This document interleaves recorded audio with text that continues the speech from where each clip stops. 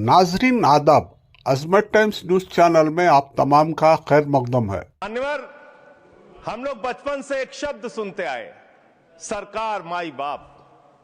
सरकार माई बाप यानी कि जो सरकार होती है वो लोगों की माई बाप होती है, मां की तरह ख्याल रखती है, पिता की तरह ख्याल रखती है।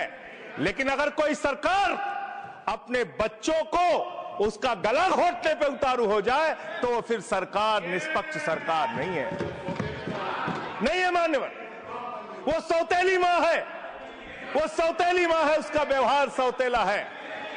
और आज आप जो काम कर रहे हैं इस बिल के माध्यम से, आप बाबा साहब डॉक्टर भीमराव अंबेडकर जी के द्वारा लिखे गए संविधान की हत्या कर रहे हैं। और ये बात मैं इसलिए कह रहा हूं कि बाबा साहब डॉक्टर भीमराव अंबेडकर जी ने संविधान की धारा 26 में लिखा, धार्मिक मामलों के प्रबंधन की स्वतंत्रता, धार्मिक एवं धर्मार्थ उद्देश्यों के लिए संस्थाओं की स्थापना एवं रखरखाव करना, धर्म के मामलों में अपने स्वयं के मामलों का प्रबंधन करना, चल एवं अचल संपत्ति का स्वामित्व एवं अधिग्रहण करना तथा ऐसी संपत्ति का कानून के अनुसार प्रशासन करना। यह अधिकार आपने नहीं दिया, यह अधिकार किसी भारतीय जनता पार्टी के लोगों ने नहीं दिया। यह अधिकार बाबा साहब डॉक्टर भीमराव अंबेडकर जी के द्वारा लिखे गए भारत के संविधान ने दिया मान्यवर। और आप उस संवैधानिक अधिकार को छीन रहे हैं एक गैर संवैधानिक बिल लाके। क्या क्या लिखा इस कानून के अंदर आपने, किस तरीके से आपने इस संविधान की हत्या करने का काम किया।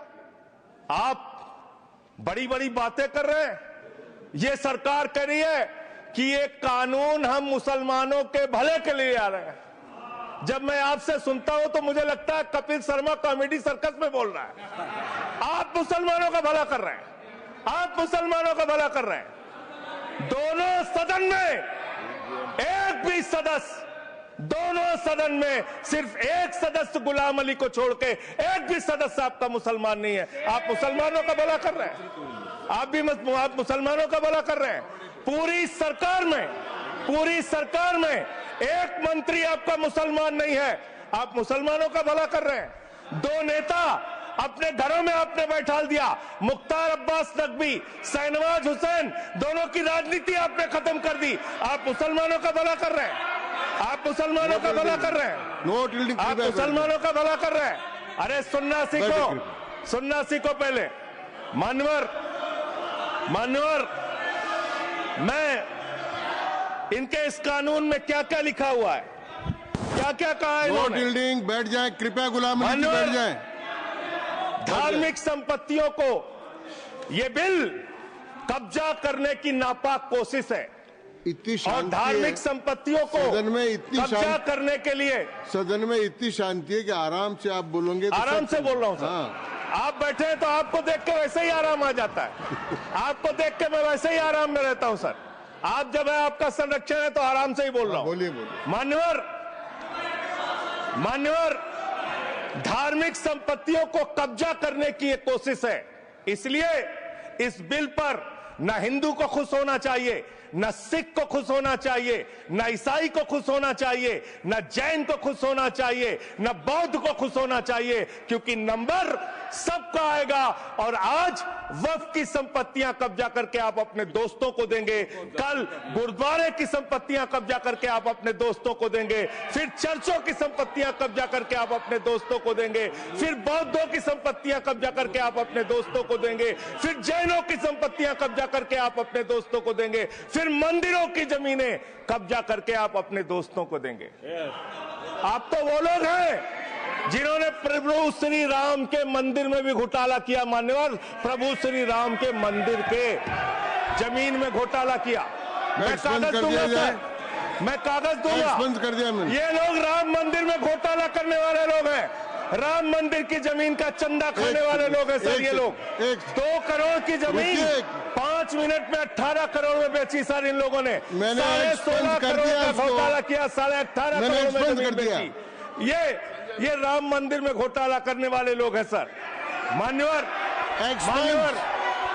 अरे प्रभु श्री राम के नाम का पैसा खाते हो तुम लोग।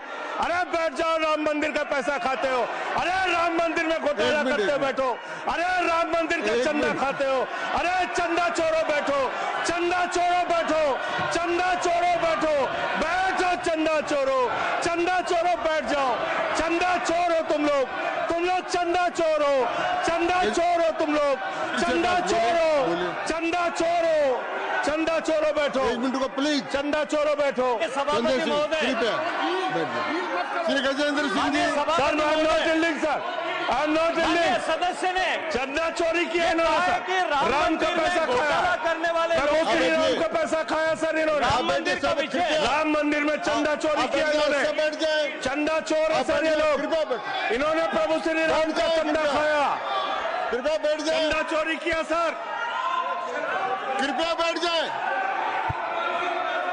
राम मंदिर के संबंध में सर राम मंदिर के संबंध में कहे गए सभी राम शब्दों मंदिर के को मैं संबंध में कहे गए कार्रवाई बातों से को निकाल रहा हूं, रखूंगा। कार्रवाई से निकाल दिए। 2 करोड़ की जमीन 18.5 करोड़ में खरीदी इन लोगों ने। 2 करोड़ की जमीन अयोध्या में 18.5 करोड़ में खरीदी। मान्यवर आपने कहा कि इससे आप पिछड़े मुसलमानों का भला करने जा रहे हैं। सुनने में बहुत अच्छा लगता है कि आप पिछड़े मुसलमानों का भला करने जा रहे हैं।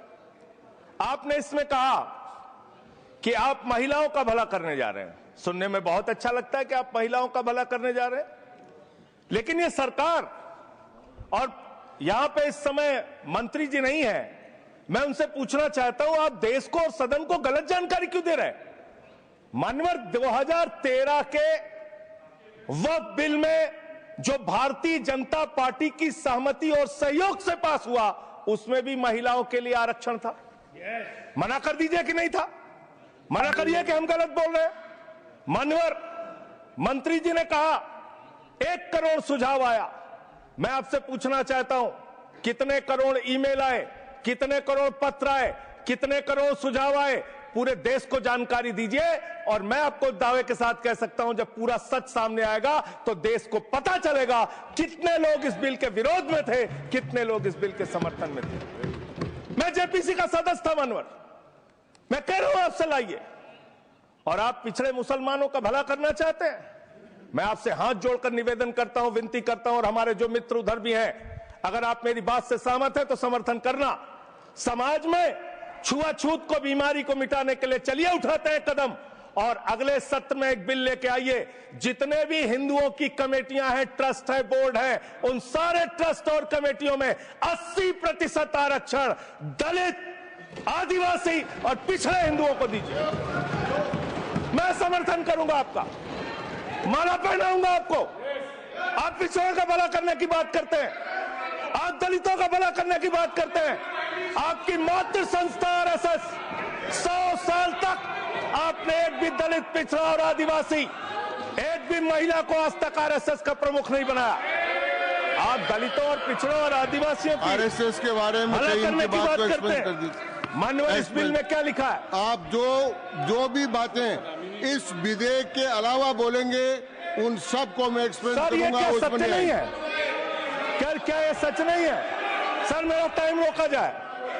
और सर, बिल के बारे में बात करते हैं माननीय मंत्री जी ने कहा, आज आप इस बिल को पास कर रहे हैं, आज आपका सीना चौड़ा हो रहा है, आपको लग रहा है एक धर्म के अधिकार को आप छीन रहे हैं। नहीं, कल को आप सभी धर्मों की धार्मिक संपत्तियां छीन के आप अपने दोस्तों का देने का काम करेंगे। मैं फिर इसको दोहरा रहा हूं और फिर इसको कह रहा हूं कि आप ये करेंगे, धार्मिक संपत्तियों के कब्जा करने का काम करेंगे। और किसी गलतफहमी में मत रहिए। आपको लोकसभा के चुनाव में मात्र 36% वोट मिला है। इस देश की 64% आबादी आज भी आपके खिलाफ है, आज भी आपके खिलाफ खड़ी है। किसी गलतफहमी में मत रहिए। बड़ी बड़ी सत्ता उखड़ गई और चली गई। मान्यवर, आपने इसमें लिखा बिल के अंदर कि वक्फ कमेटी के अंदर गैर मुसलमान इसका सदस्य बन सकता है। आप क्या गुरुद्वारा कमेटी के अंदर गैर सिख को मेंबर बना सकते हैं? क्या ईसाई कमेटी के अंदर गैर ईसाई को सदस्य बना सकते हैं? क्या बौद्धों की कमेटी के अंदर गैर बौद्ध को, क्या जैनों की कमेटी के अंदर गैर जैन को आप मेंबर बना सकते हैं? और इतना ही नहीं, क्या आप हिंदुओं के ट्रस्ट में, मंदिर के ट्रस्ट में आप क्या गैर हिंदू को मेंबर बना सकते हैं? नहीं बना सकते, नहीं बना सकते। आप एक झूठ फैला रहे हैं देश भर में, देश भर में झूठ फैला रहे हैं। आप कह रहे हैं ये मैं पढ़ रहा हूं राम मंदिर का, सर, राम मंदिर ट्रस्ट। झूठ शब्द असंसदीय है, जो असंसदीय शब्द है उनको निकाल दीजिए। सत्य से परे, सत्य से परे। सर, ये प्रभु श्री राम के मंदिर का ट्रस्ट, मैं इसका समर्थन करता हूं। नहीं, आप सर, मैं इसका समर्थन कर रहा हूं। ये सब्जेक्ट नहीं है सर, समर्थन कर रहा हूं, सुन तो लीजिए। आप कहे से नहीं सुनूंगा। डिस्ट्रिक्ट मजिस्ट्रेट प्रोसीडिंग में नहीं आएगा सर, मेरी बात तो बिल्कुल नहीं आएगा सर, मेरी बात सुन लीजिए। घनश्याम जी प्लीज, चेयरमैन साहब, district magistrate of Ayodhya will be ex officio trustee who will be A practicing Hindu. If the DM is not Hindu, then additional district magistrate will be an ex officio member of the trust. हम इसका समर्थन करते हैं sir. Hindu धर्म के trust में हिंदू को member होना चाहिए, आपने लिखा, हम इसका समर्थन करते हैं। लेकिन आप दूसरे धर्मों के ऊपर कह रहे हैं। कल को आप गुरुद्वारा कमेटियों में कहेंगे सिख नहीं, दूसरे धर्म के लोग इसमें आएंगे। कल को आप जैन कमेटियों में घुसड़ेंगे, बौद्धों की कमेटियों में घुसड़ेंगे। ये बात गलत है, ये पूरी तरीके से गलत है। और आज पूरे देश को आप बताइए, मान्यवर, पूरे देश को आप बताइए, 2009 में आपने अपना घोषणा पत्र जारी किया था, मैनिफेस्टो। ये मैनिफेस्टो आपका लेके आया हूं, ये तो आपका डॉक्यूमेंट है, मेरे घर नहीं बना। इस मैनिफेस्टो में लिखा है इन्होंने कि 2009 के मैनिफेस्टो में लिखा है कि वक्फ की जमीनों पर जो अवैध कब्जे हुए हैं, के.आर. रहमान की कमेटी की रिपोर्ट के हिसाब से हम मुस्लिम धर्म गुरुओं के साथ बातचीत करके उसको खाली कराने का काम करेंगे। कितना दोहरा चरित्र है आपका। आपने कहा वक्फ की जमीनों को खाली कराने का काम करेंगे जिसपे कोई और कब्जा कर रखा है। मान्यवर, एक और बात, सुप्रीम कोर्ट के अंदर आप कह रहे हो कागज चाहिए, कागज चाहिए। मंत्री जी ने कहा कागज चाहिए। मंत्री जी, आपको कागज की बहुत जरूरत होती है, कागज आपको चाहिए। आपकी सरकार ने 2020 में, ये पूरे देश को देखना चाहिए, पूरे देश को सर, 2020 में मैं जेपीसी का मेंबर था, एक कागज वहां मिला मैं 2020 में सुप्रीम कोर्ट में। सर, आप, मेरी बात नहीं आ रही सर, सर मेरी बात नहीं आ रही।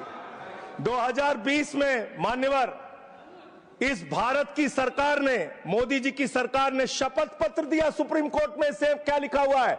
99% वक्फ की संपत्तियां डिजिटाइज हो चुकी हैं। मुख्तार अब्बास नकवी साहब आपके मंत्री थे, उनका बयान है 100% वक्फ की संपत्तियां डिजिटाइज हो चुकी हैं। तो जब आप सारी संपत्तियां डिजिटाइज कर चुके हैं, सब कुछ ऑनलाइन कर चुके हैं वामसी पोर्टल में, सारे कागजात जा चुके हैं, तो क्या आप फसाद कराने के लिए फिर से कागज मांग रहे हैं? फसाद कराने के लिए आप, फसाद कराने के लिए कागज मांग रहे हैं। आप फसाद कराने वाले हिंदू हैं, हम सौहार्द फैलाने वाले हिंदू हैं। यह बुनियादी फर्क है, यह बुनियादी फर्क है आप में। आप देश भर में फसाद, नफरत, लड़ाई, झगड़ा कराने का काम करते हैं। मान्यवर, मैं अंत में आप लोगों से सिर्फ एक ही बात कहना चाहता हूं कि आज सच्चर कमेटी की रिपोर्ट की बात कही गई और कहा गया 12,000 करोड़ की आमदनी हो सकती थी। एक सुझाव मैं पूरे सदन की तरफ से इस सरकार को देना चाहता हूं। 12,000 करोड़ की आमदनी की चिंता है वक्फ की, करोड़ों मुसलमानों की चिंता है आपको। एक अपने दोस्त को पकड़ के लाइए, नीरव मोदी को 20,000 करोड़ वसूलिए, 12,000 करोड़ वक्फ को दीजिए, 8,000 करोड़ अपने पास रखिए। 8,000 करोड़ का आपको मुनाफा होगा, 12,000 करोड़ वक्फ को दे दीजिए, करोड़ों मुसलमानों का भला हो जाएगा। मान्यवर, अंतिम बात कह के आपने कहा सच्चर कमेटी की रिपोर्ट से 12,000 करोड़ की आमदनी की बात कही गई है। अर्ध सत्य मत बोलिए, पूरा सत्य बोला कीजिए। सुविधाजनक सत्य मत बोलिए, पूरा सच बोला कीजिए। मंत्री जी, इसमें लिखा हुआ है सच्चर कमेटी की रिपोर्ट में कि भारत की सरकार ने, राज्यों की सरकार ने अलग अलग राज्यों में, अलग अलग जगहों पे 365 वक्फ की संपत्तियां कब्जा कर रखी हैं। आप उसके बारे में नहीं बताते, आप अर्ध सत्य बोलते हैं। मैं तो जेपीसी का मेंबर रहा हूं, मुझे सब पता है। तो इसलिए मान्यवर, आप फैला रहे हैं झूठ। ट्रिब्यूनल के फैसले, बस खत्म सर, खत्म। असत्य, सत्य से परे मान्यवर, सत्य से परे मान्यवर। ट्रिब्यूनल के लिए आप कह रहे हैं उसको अपील नहीं की जा सकती। हाई कोर्ट का फैसला ट्रिब्यूनल के फैसले के खिलाफ आया है, सुप्रीम कोर्ट का फैसला ट्रिब्यूनल के फैसले के खिलाफ आया है। आपने कहा 5 साल का प्रैक्टिसिंग मुस्लिम होना चाहिए। कैसे प्रैक्टिसिंग मुस्लिम तय करेंगे सर? आप क्या मुसलमानों के घर में सीसीटीवी का कैमरा लगाएंगे? कौन नमाज पढ़ रहा है, कौन नमाज नहीं पढ़ रहा है, कौन मुसलमान है, कौन मुसलमान नहीं है? आपने मान्यवर ऐसे प्रावधान इसमें रखे हैं जो बड़े अजीब हैं, जो अपने आप में ये बताते हैं कि आपकी मंशा सिर्फ देश में झगड़ा कराने की है, नफरत फैलाने की है, फसाद कराने की है। आपकी मंशा कहीं भी मुसलमानों का या किसी वर्ग का भला करने की नहीं है। बस एक अंतिम बात कह के अपनी बात समाप्त करूंगा। ये काम आपने देश के अंदर बहुत अच्छा शुरू कर दिया। आप एक काम करते हैं, देखो मुसलमानों को ठीक कर रहा हूं, दूसरी तरफ महंगाई बढ़ रही है, नुकसान हिंदुओं का। 94 लाख करोड़ रुपए शेयर बाजार में डूब रहा है, नुकसान हिंदुओं का। 11 लाख बच्चे स्कूलों से बाहर निकल गए, नुकसान हिंदुओं का।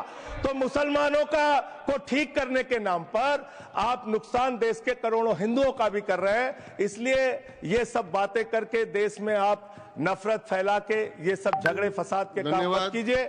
और अंत में आपसे एक ही बात कहना चाहता हूं, अभी भी वो मौका है इस बिल को, जो गैर संवैधानिक है, जो बाबा साहब के संविधान के खिलाफ है, इसको वापस लीजिए।